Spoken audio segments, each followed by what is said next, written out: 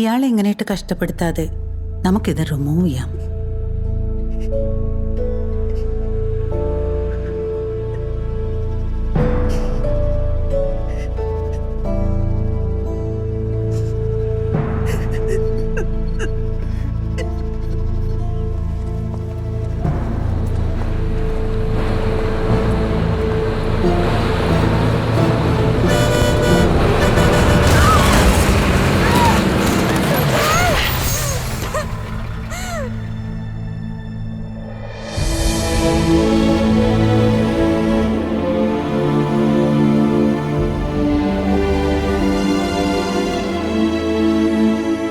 അടുത്ത ദിനം ഞാൻ ഇല്ലാതാവുമെന്ന് മനസ്സിലാക്കിയ സുജ ആ രാത്രി പുലരാൻ കാത്തു നിന്നില്ല.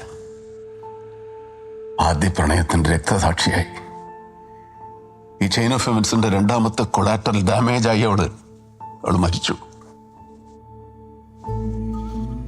അത് ഞാൻ അറിഞ്ഞ പോലുമില്ല. റൊമാൻറ്റിക് അല്ലേ?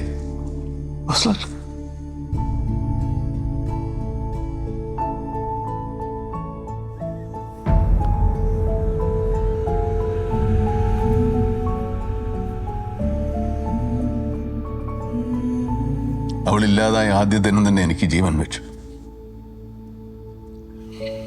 കഴിയായിരുന്നെങ്കിൽ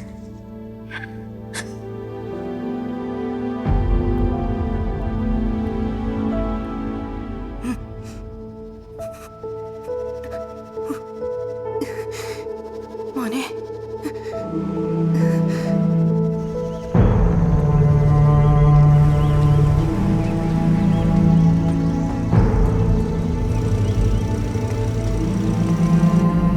പിന്നീട് ഓൺ ആൻഡ് ഓഫ് കോമ പോലുള്ള അവസ്ഥ കുറെ കാലം. സന്ദർശകർ പതിയെ ഇല്ലാതായി. ഞാൻ തനിച്ചായി. എന്നെ പൂർണ്ണമായും ജീവിതത്തിലേക്ക് തിരിച്ചു കൊണ്ടുവരാൻ അമ്മ ഒരുപാട് ശ്രമിച്ചു. ഞാൻ പതിയെ സംസാരിച്ചു തുടങ്ങി, വായിച്ചു തുടങ്ങി. ജീവിതത്തിലെ കുറെ ഓർമ്മകൾ അപ്പോഴും തിരിച്ചു വരാൻ മടിച്ചു.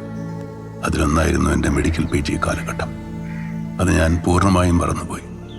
സുജയെ അതിനിടയിൽ എന്നെ തനിച്ചാക്കി മമ്മ പോയി. ഞാൻ തീർത്തും ഒറ്റപ്പെട്ടു. ഓർമ്മകളില്ലാത്ത മനുഷ്യൻ ദിശ നഷ്ടപ്പെട്ട് നടുക്കടലിൽ അലയുന്ന ഒരു പായ്ക്കപ്പൽ മാത്രമാണ് ഓസ്ലർ. എൻ്റെ ഡിസോസിയേറ്റീവ് അംനീഷ്യ ഒരിക്കലും വിട്ടുപോകില്ല എന്ന് ഞാൻ ഇന്നേ ഉറപ്പിച്ചിരുന്നു. പക്ഷേ ഏകദേശം 3 വർഷങ്ങൾക്ക് മുമ്പ് ഒരിക്കൽ ജൂനിയർ യേശുദാസ് എന്ന് പോലും അറിയപ്പെട്ടിരുന്ന ഒരു കലാകാരൻ വിധിയുടെ വിളയാട്ടം കൊണ്ടോ അതോ മെഡിക്കൽ കോളേജിലെ ഒരു കൂട്ടം ഡോക്ടർമാരുടെ അശ്രദ്ധ കൊണ്ടോ എന്നറിയില്ല, അദ്ദേഹത്തിന് തന്റെ ശബ്ദം തന്നെ നഷ്ടപ്പെട്ടു. നീണ്ട 30 വർഷങ്ങൾക്ക് ശേഷം കൃഷ്ണദാസ് ഇവിടെ എത്തിയിരിക്കുകയാണ്, ഒരു പുതിയ ആളായിട്ട്. കൃഷ്ണദാസ്, എന്തൊക്കെയുണ്ട് വിശേഷം? സുഖം. ഇവിടെ സന്തോഷം.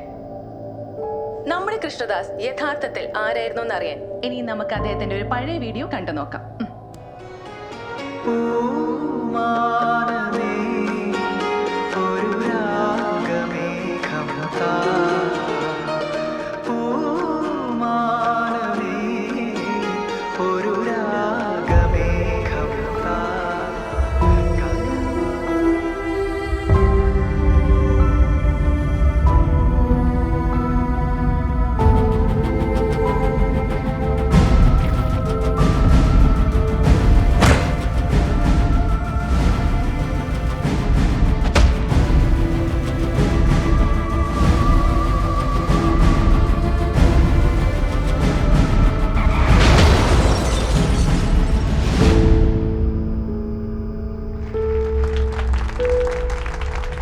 അതായിരുന്നു എൻ്റെ സ്റ്റിമുലൈ, എൻ്റെ ബ്രേക്കിംഗ് പോയിന്റ്. എനിക്കെന്ത് പറ്റിയെന്ന് എനിക്ക് മനസ്സിലായി. മിസ്റ്റർ കൃഷ്ണദാസ് അല്ല, എന്നെ ഓർമ്മയുണ്ടോയെന്ന് എനിക്കറിയില്ല. ഞാൻ ഡോക്ടർ അലക്സാണ്ടർ. കൃഷ്ണദാസ് അവസാനമായി പാടിയത് എനിക്ക് വേണ്ടിയാണ്.